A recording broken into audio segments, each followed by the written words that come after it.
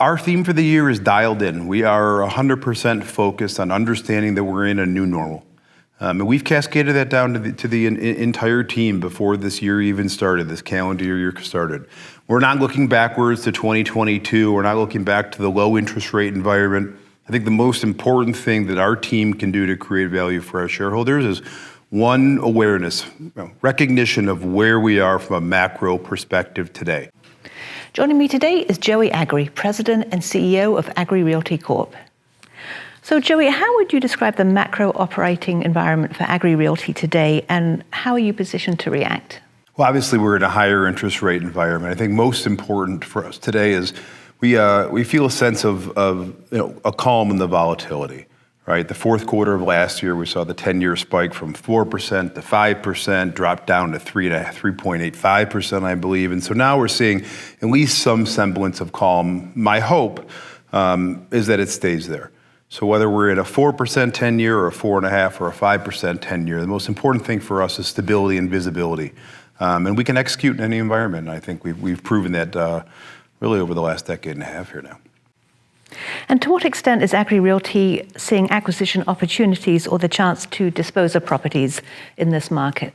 So we've got an initial guidance for approximately $600 million acquired, which is obviously lighter than last year. That said, we're focused on really closing that bid-ask spread. And that's not through marketed transactions, it's through what we call the 3Ds, death, divorce, and debt. Those are the primary drivers of transactions that need to be executed in today's environment. And so sellers are still holding out hope for a lower interest rates, for the Fed to cut rates, and that to translate to lower cap rates and higher valuations. At the same time, we're looking out there to create value for our shareholders.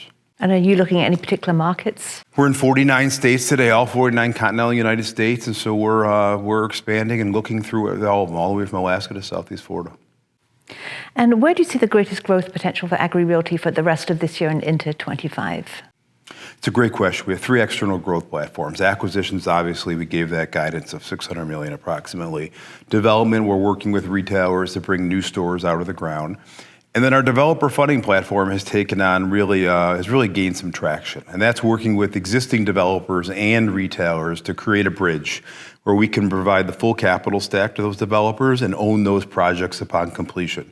Obviously, with the liquidity constraints we're seeing with the regional bank challenges out there today, the lack of availability of financing for developers, given our $1.3 billion in liquidity, we can be a solution, and we're focused on becoming that solution for our valued retail partners, but for private developers out there that can't get the capital necessary to bring a project to fruition.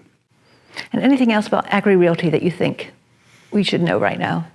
Look, our theme for the year is dialed in. We are 100% focused on understanding that we're in a new normal.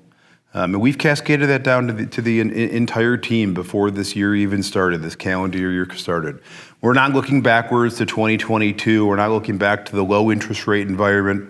I think the most important thing that our team can do to create value for our shareholders is one, awareness, recognition of where we are from a macro perspective today. We're in a higher for longer environment. I won't sit here and pretend I know how high or how long. I haven't seen an economist get that right yet. But we're in a higher for longer environment, and it's very different. The average age of a originator at Agri Realty is probably in the low mid-30s. They've basically never worked through a recession. They weren't even working during the GFC. And so they haven't seen this type of economic volatility or change or a wind shift, frankly. And so awareness starts with an awareness and recognition. And I have a rule in our office that it's the 90-10 rule. 90% of the things that we're going to look at in terms of investment opportunities across all three platforms aren't going to work. 10% is where we want to sink our teeth in and get right and really understand if this is something that hurdles for us. And the faster we can move on from the 90%, the more efficient we can be at the 10%. And so that's our focus today. The team's doing a tremendous job across all three platforms, and we're finding opportunities out there and growing with the biggest retailers in the country.